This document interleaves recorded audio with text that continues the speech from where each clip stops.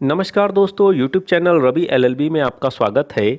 आज के वीडियो में हम भारतीय साक्ष्य अधिनियम के महत्वपूर्ण टॉपिक संस्वीकृति कन्फेशन के विषय में जानकारी देने वाले हैं, जो धारा 24 से लेकर 30 तक में बताया गया है। और ये वीडियो बहुत ही महत्वपूर्ण है क्योंकि इससे संबंधित क्वेश्चन आपको LLB, LLM, UPSC, PCSJ, higher judicial service सहित तमाम जुडिशरी के एग्जाम में क्वेश्चन पूछे जाते हैं। तो वीडियो को अंत तक देखिए और यदि अभी तक आपने हमारे चैनल को सब्सक्राइब नहीं किया है तो चैनल को सब्सक्राइब कर लीजिए ताकि लॉ से रिलेटेड नए वीडियो मिले आपको सबसे पहले। तो आइए शुरू करते हैं। भारतीय साक्ष्य विधि में संस्वीकृति क्या है?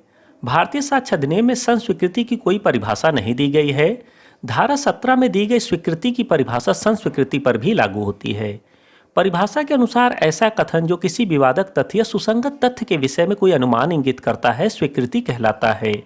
यदि ऐसी स्वीकृति सिविल मामलों में की जाती है तो वह स्वीकृति कहलाती है, और जब ऐसे व्यक्ति द्वारा स्वीकृति की जाए जिस पर किसी अपराध का आरोप है तो इसे संस्वीकृति कहते हैं।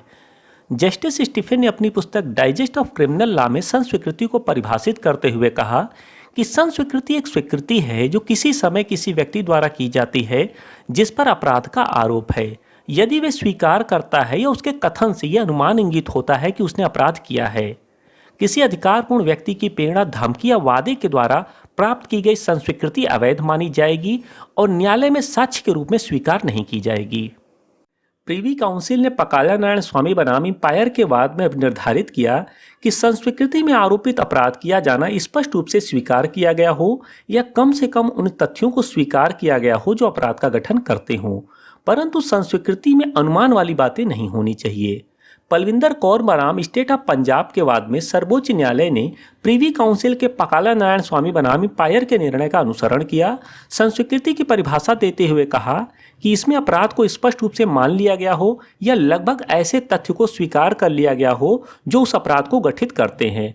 दूसरा यह कि मिश्रित कथन जो चाहे कुछ सीमा तक संस्वीकृति हो, परंतु ऐसा कथन जो अंत में अभियुक्त की बरी करवा देगा संस्वीकृति नहीं कहलाता है। पलविंदर कौर बनाम स्टेट ऑफ पंजाब के मामले में पलविंदर कौर तथा एक अन्य व्यक्ति जो लापता थे, उसके पति का शरीर कुएं में मिला था जो लगभग 2 महीने तक सड़ चुका था। मृत्यु के बाद की पोस्टमार्टम रिपोर्ट से मृत्यु के कारणों का पता नहीं चल सका था कि मृत्यु जहर से हुई है या प्राकृतिक थी। पलविंदर कौर ने न्यायालय के सामने अपने कथन में कहा कि उसका पति चित्रकारी का शौक रखता था और फोटो बनाने वाला एक द्रव रखता था जो बहुत ही तेज जहर होता था। वे बीमार हुआ और उसके लिए वह दवा लेकर आई। दवा की शीशी उसी स्थान पर गलती से रख गई जहां पर वे फोटो बनाने वाले द्रव की शीशी रखता था, और पति ने गलती से रखी गई दवा के स्थान पर दूसरी शीशी पी ली और तुरंत मर गया। उसे बहुत डर लगा और लापता अभियुक्त की सहायता से उसने शरीर को कुएं में डाल दिया। ट्रायल कोर्ट ने फंसाने वाले भाग को स्वीकार करते हुए पति की हत्या का दोषी माना। सर्वोच्च न्यायालय ने इस फैसले को पलटते हुए कहा कि संस्वीकृति तथा स्वीकृति के संबंध में एक महत्वपूर्ण नियम यह है कि कथन को या तो पूर्ण रूप से स्वीकार किया जाना चाहिए या पूर्ण रूप से अस्वीकार किया जाना चाहिए। न्यायालय को फंसाने वाले अंश को निरपराध घोषित करने वाले अंश से ये कहकर अलग करने का अधिकार नहीं है कि बाद का अंश विश्वास योग्य नहीं है। सर्वोच्च न्यायालय ने इलाहाबाद उच्च न्यायालय के एम्पायर बनाम बाल मुकुंद के निर्णय का जिक्र किया, जिसमें न्यायालय द्वारा संस्वीकृति को पूर्ण रूप से ग्रहण या निरस्त करना अनिवार्य है और केवल दोषारोपित करने वाले या फंसाने वाले तथ्य को ही ग्रहण कर दोष मुक्त करने वाले तथ्य को अविश्वसनीय मानकर निरस्त नहीं किया जा सकता है। सर्वोच्च न्यायालय ने निशिकांत झा बनाम स्टेट ऑफ बिहार के मामले में पूर्व के फैसले को बदलते हुए कहा कि किसी कथन के एक भाग पर यकीन करना तथा बाकी भाग को रद्द किया जा सकता है यदि छुड़ाने वाला कथन सामान्यतः असंभव हो या पर्याप्त साक्ष्य हो तो उसे अस्वीकार करके उसके फंसाने वाले अंश को स्वीकार किया जा सकता है। भारतीय साक्ष्य विधि में संस्वीकृति के प्रकार। साक्ष्य अधिनियम में 2 प्रकार की संस्वीकृतियों का जिक्र किया गया है, एक न्यायिक संस्वीकृति और न्यायिकेतर संस्वीकृति, जिसे जुडिशियल कन्फेशन और एक्स्ट्रा जुडिशियल कन्फेशन के नाम से हम जानते हैं। सबसे पहले हम बात करेंगे न्यायिक संस्वीकृति की। न्यायिक संस्वीकृति वे होती हैं जो एक मजिस्ट्रेट या न्यायालय के समक्ष की जाती हैं। उदाहरण के लिए का खा की हत्या करने का अभियुक्त है, वे ट्रायल आरंभ होने के पूर्व अपराध को किसी मजिस्ट्रेट के सामने संस्वीकृति कर सकता है, जिसे मजिस्ट्रेट सीआरपीसी की धारा 164 के तहत दर्ज करेगा। न्यायिक संस्वीकृतियों को सीआरपीसी की धारा 164, 281 और 313 के अनुसार लेखबद्ध किया जाना आवश्यक है। धारा 463 का आशय है मौखिक साक्ष्य लेकर संस्वीकृति अभिलिखित करने में किसी औपचारिक त्रुटि को ठीक करना। साक्ष्य अधिनियम की धारा 80 ऐसी लेखबद्ध की गई संस्वीकृति के विषय में उदाहरण कर लेता है कि वह संस्वीकृति विधि के अनुसार की गई है। अब हम बात करेंगे न्यायिकेतर संस्वीकृति एक्स्ट्रा जुडिशियल कन्फेशन के विषय में। न्यायिकेतर संस्वीकृति वह है जो अभियुक्त द्वारा मजिस्ट्रेट के सामने या न्यायालय के अतिरिक्त कहीं अन्य की जाती है। न्यायिकेतर संस्वीकृति किसी व्यक्ति या व्यक्तियों के समूह के सामने भी की जा सकती है। इसमें जरूरी नहीं कि कथन किसी व्यक्ति विशेष को संबोधित कर कर दिया गया हो, वे प्रार्थना के रूप में भी हो सकता है। एक व्यक्ति पर गाय चोरी करके वध करने का आरोप लगाया गया था। जिस समय उसकी रिपोर्ट उसके खिलाफ दर्ज होने वाली थी, गांव के एक व्यक्ति ने उससे पूछा कि आखिर उसने ये अपराध क्यों किया। उसने माफ़ी मांगते हुए कहा कि मुझे बहुत अफसोस है और मैं माफ़ी चाहता हूँ। ये एक न्यायिकेतर संस्वीकृति है। प्राइवेट तौर से की गई संस्वीकृति न्यायिकेतर संस्वीकृति कहलाती है। न्यायालय से बाहर की गई संस्वीकृति तभी ग्राह्य होगी जब वे स्वैच्छिक हो। राम खिलाड़ी तथा अन्य बनाम राजस्थान राज्य के वाद में न्यायिकेतर संस्वीकृति अभियुक्त के रिश्तेदार द्वारा की गई थी। ऐसी संस्वीकृति विश्वसनीय तथा सत्य पाई गई। इस संस्वीकृति को दर्ज करने में 20 दिन की देरी हुई थी। इस देरी को अन्वेषण अधिकारी द्वारा स्पष्ट किया गया। इस न्यायिकेतर संस्वीकृति के आधार पर दोष सिद्धि ठहराई गई और सर्वोच्च न्यायालय द्वारा इस दोष सिद्धि को उचित पाया गया। संस्वीकृति के आवश्यक तत्व। कोई कथन तभी संस्वीकृति कहलाएगा जब वह कथन अभियुक्त के द्वारा किया गया हो, कथन स्वतंत्र रूप से और स्वेच्छा से किया गया हो, अभियुक्त ने स्पष्ट रूप से अपराध को स्वीकार किया हो। विसंगत संस्वीकृति। साक्ष्य अधिनियम की धारा 24 में प्रावधान किया गया है कि उत्प्रेरणा धमकी या वचन के द्वारा कराई गई संस्वीकृति विधिक कार्रवाई में विसंगत होती है। जब न्यायालय को यह प्रतीत होता है कि ऐसी संस्वीकृति उत्प्रेरणा धमकी या वचन के द्वारा प्राप्त की गई है, ऐसी उत्प्रेरणा धमकी या वचन किसी प्राधिकारवान व्यक्ति की ओर से दिया गया हो, ऐसी उत्प्रेरणा धमकी या वचन अभियुक्त के विरुद्ध आरोप के बारे में दी गई हो, अभियुक्त ने ऐसी संस्वीकृति ऐहिक रूप से लाभ उठाने या बुराई से बचने के लिए किया हो। पुलिस से की गई संस्वीकृति का साबित न किया जाना। धारा 25।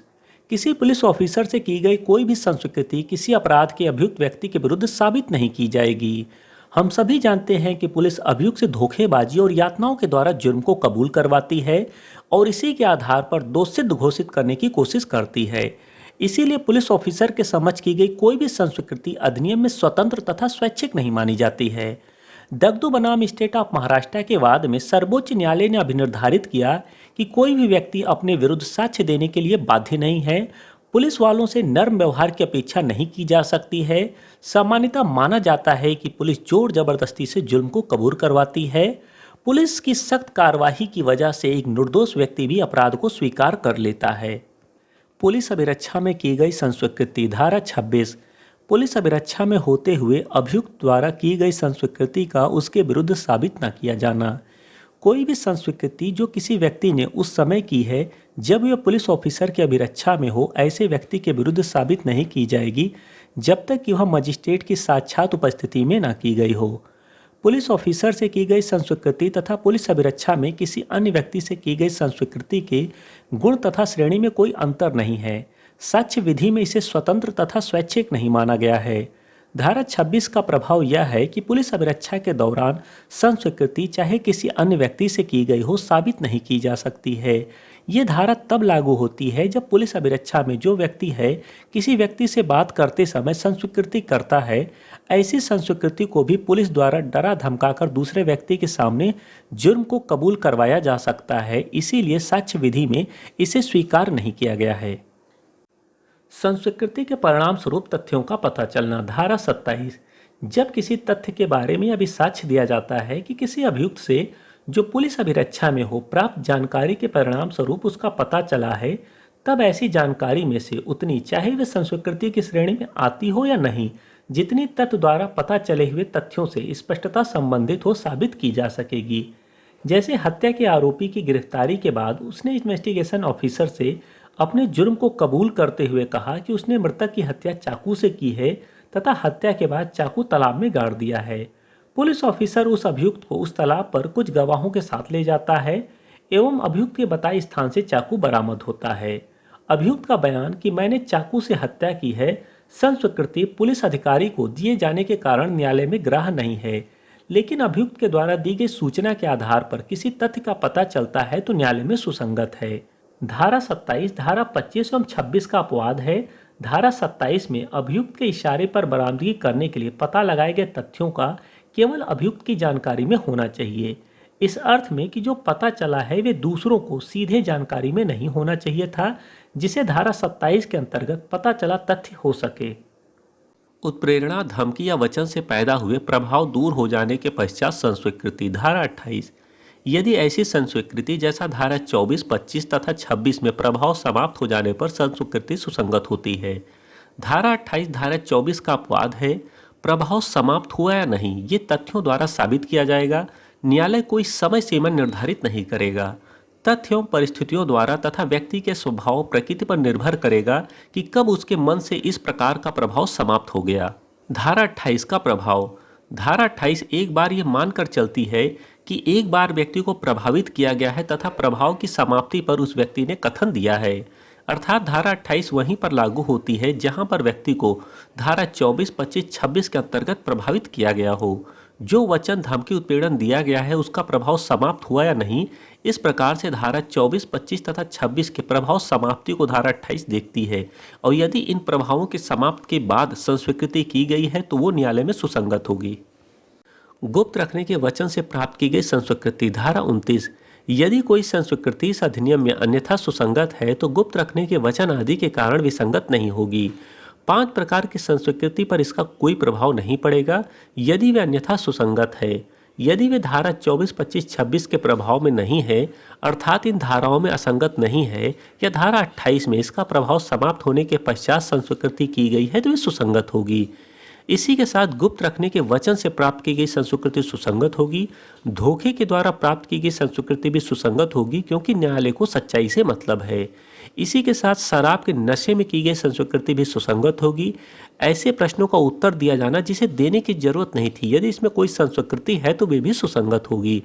इसी के साथ बिना चेतावनी के प्राप्त की गई संस्वीकृति भी सुसंगत होगी क्योंकि एक्स्ट्रा जुडिशियल कन्फेशन में संस्वीकृति प्राप्त करते समय चेतावनी दिया जाना आवश्यक नहीं है, लेकिन जुडिशियल कन्फेशन में जब मजिस्ट्रेट धारा 164 के तहत बयान दर्ज करता है तो उसमें चेतावनी दिया जाना जरूरी है। इसी के साथ गुप्त रखने के वचन के माध्यम से प्राप्त की गई संस्वीकृति भी सुसंगत होती है।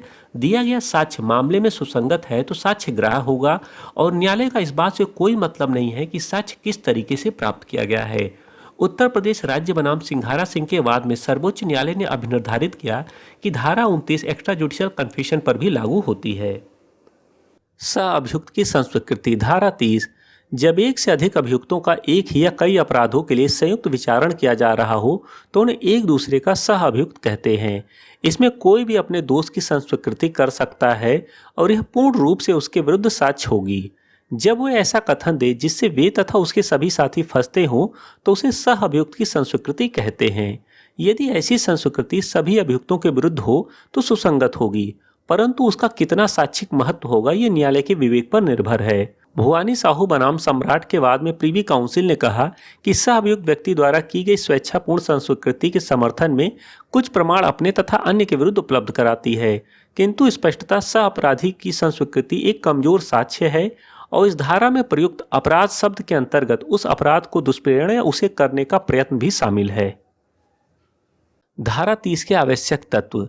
धारा 30 के उपबंधों को लागू होने के लिए निम्न बातों का होना आवश्यक है।